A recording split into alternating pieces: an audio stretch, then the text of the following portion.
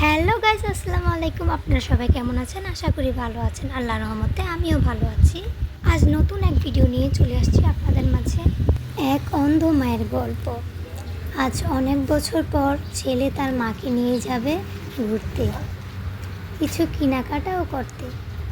ছেলেটার বাবা মারা যাওয়ার পরে কোথাও যায়নি তার মা। মন খারাপ করে ঘরে বসে থাকতো। ঘরে বসে একাকিত্ব বোধ করত। তাও বুঝতে দেয়নি নিজের কষ্টের কথা। ছেলে তার মাকে কয়েক মাস পর পরই বলতো, চলো মা, তোমাকে ঘুরতে নিয়ে যাই। কিন্তু মা কখনোই যেতে চাইতো না। কিন্তু আজ কয়েকদিন পরে মা রাজি হলো বাইরে যাওয়ার জন্য। তাই আজকে ছেলে খুশি মনে মাকে নিয়ে যাচ্ছে বাইরে। আর ছেলেও তার মাকে খুশি মনে আজ নিয়ে যাচ্ছে বাইরে ঘোরার জন্য। তারা বাইরে রেস্টুরেন্টে লাঞ্চ করলো, কিছু কেনাকাটা করলো। ছেলে আজ তার মাকে না জানিয়ে তার নিজের নানুর বাড়িতে নিয়ে যাবে।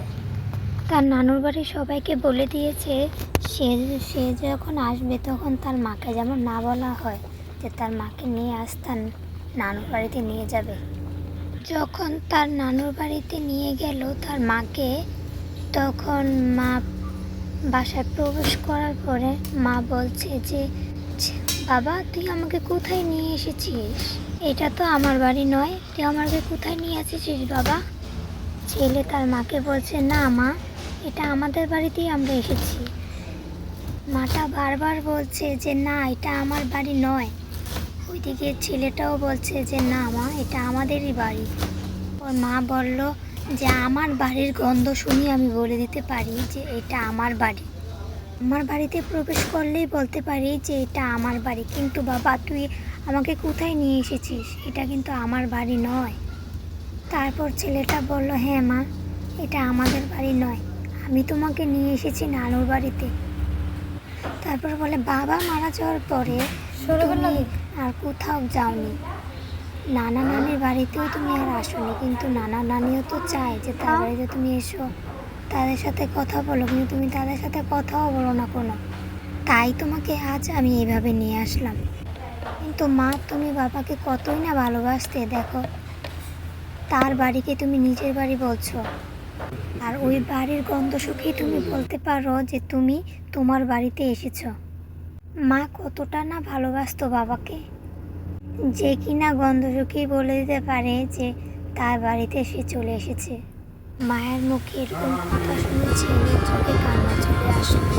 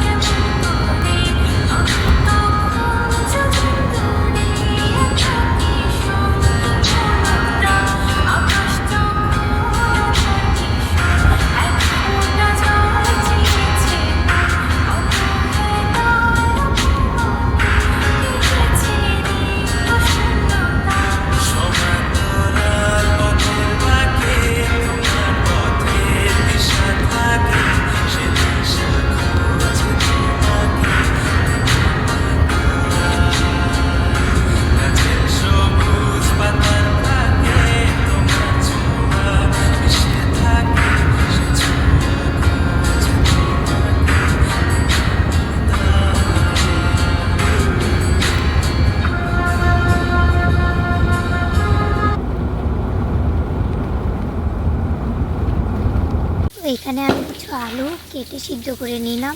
এখন মাছগুলোকে ভেজে নিচ্ছি। লবণ হলুদ দিয়ে ভালো করে মেখে লাল লাল করে ভেজে নেব মাছগুলোকে। তো এখানে অনেকগুলো শিম কেটে নিলাম রান্না করার জন্য। এখন আমি লাউ দিয়ে ডাল দিয়ে লাউয়ের ডাল রান্না করছি। তোমরা কমেন্টে জানাবে তোমরা কারা লাউয়ের ডাল খেতে পছন্দ করো। এখন সিম, টমেটো, আলু পানি দিয়ে কষিয়ে নিচ্ছি। কিছুক্ষণ কষানো হয়ে গেলে এর মধ্যে পানি দিয়ে দেব। এখন আমার রান্না শেষ। আর কার ভালো লেগেছে কমেন্টে জানিয়ে দেবে।